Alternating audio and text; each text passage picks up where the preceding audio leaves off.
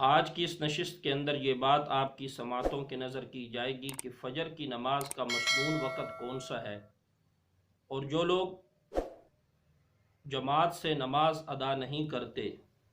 ایسے لوگوں سے ایک بڑی غلطی کا ارتکاب ہوتا ہے، جس کی نشاندہی آج کی اس نشست کے اندر کی جائے گی۔ وما توفیقی الا باللہ۔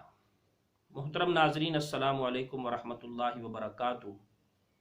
ہر مسلمان اس بات سے بخوبی واقف ہے کہ نماز اسلام کا ایک ایسا رکن ہے کہ جس کے ذریعے سے مسلمان اپنے مسلمان ہونے کا 5 وقت کے اندر اظہار کرتا ہے۔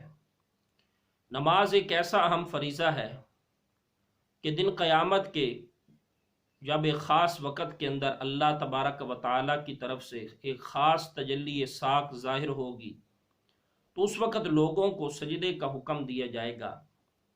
تو جو خوش نصیب دنیا کے اندر سر بسجود ہوا کرتے تھے، آخرت کے اندر وہ حکم کی تعمیل کرتے ہوئے اللہ کے حضور سر بسجود ہوں گے، اور جو لوگ دنیا کے اندر بدقسمتی سے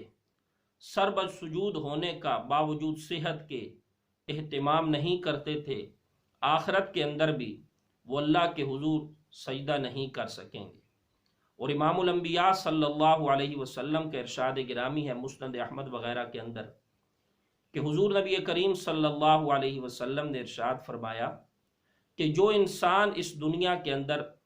نماز کا اہتمام کرتا ہے، اہتمام سے اور بڑی حفاظت سے نماز ادا کرتا ہے، ایسے انسان کی نماز آخرت کے اندر اس انسان کے لیے برہان ہوگی، نجات کا ذریعہ ہوگی اور نور ہوگی۔ اور اسی طریقے سے ارشاد فرمایا کہ جو انسان دنیا کے اندر نماز اہتمام سے ادا نہیں کرتا تو اس کی نماز نہ تو اس کے لیے برہان ہوگی، نور ہوگی، اور نہ ہی اس انسان کے لیے اس کی نماز نجات کا ذریعہ ہوگی، بلکہ حضور نبی کریم صلی اللہ علیہ وسلم کا ارشاد گرامی ہے کہ ایسے انسان کا حشر دن قیامت کے فرعون، حامان اور قارون جیسے لوگوں کے ساتھ اور ابی ابن خلف جیسے لوگوں کے ساتھ ایسے انسان کا حشر کیا جائے گا۔ تو اس لیے میرے محترم ناظرین، انسان کو چاہیے کہ انسان نماز بڑے اہتمام کے ساتھ، بڑی حفاظت کے ساتھ ادا کرے، اس کے فرائض اور واجبات کی پوری اس کے اوپر کوشش کرتے ہوئے انسان ادا کرے۔ اب آئیے اس بات کی طرف کہ نماز فجر کا مسنون وقت کہاں سے کہاں تک ہے۔ تو یاد رکھیے اس سلسلہ کے اندر کہ نماز فجر کا وقت جو شروع ہوتا ہے وہ صبح صادق سے شروع ہوتا ہے۔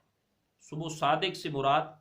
آسمان پر پھیلنے والا ایک سفیدہ جو دائیں بائیں پھیلتا ہے، اس وقت سے لے کر سورج کے طلوع ہونے تک نماز فجر کا وقت باقی رہتا ہے۔ اب یہاں پر حضرات فقہاء کرام رحمہم اللہ کے ہاں ایک معمولی سا اختلاف ہے کہ فجر کی نماز اندھیرے کے اندر پڑھنا افضل ہے یا سپیدے کے اندر اسفار کر کے پڑھنا افضل ہے۔ تو اس سلسلہ کے اندر حضرات احناف جو ہیں فقہاء کرام رحمہم اللہ، ان کا مسلک یہ ہے کہ فجر کے اندر اسفار روشنی کر کے نماز ادا کرنا یہ زیادہ افضل ہے، اور دلیل کے طور پر وہ حضرت سیدنا رافع بن خدیج رضی اللہ تعالی عنہ کی یہ روایت پیش کرتے ہیں جو کہ ترمذی شریف اور ابو داؤد شریف کے اندر موجود ہے کہ امام الانبیاء صلی اللہ علیہ وسلم کا ارشاد گرامی ہے اسفروا بالفجر فإنہ اعظم للأجر۔ اب آئیے اس بات کی طرف کہ جو لوگ جماعت سے نماز ادا نہیں کر پاتے، بعض اوقات ایسے لوگوں سے ایک اتنی بڑی غلطی ہوتی ہے کہ جس کی طرف ان کی توجہ بھی نہیں ہوتی۔ وہ غلطی وہ یہ کرتے ہیں کہ وہ اتنے سفیدے کے اندر اور اتنی روشنی کے اندر نماز فجر ادا کر رہے ہوتے ہیں کہ جب سورج طلوع ہونا شروع ہو چکا ہوتا ہے اور ان کے ذہن کے اندر یہ بات ہوتی ہے کہ ابھی تک سورج طلوع نہیں ہوا، جبکہ یاد رہے کہ سورج طلوع ہونے کی جب ابتدا ہوتی ہے اس وقت نماز فجر کا وقت جو ہے وہ ختم ہو جاتا ہے۔ اور ہر مسلمان اس بات کو جو جانتا ہے کہ نماز کے لیے وقت کا ہونا یہ فرض ہے۔ اگر وقت نہیں،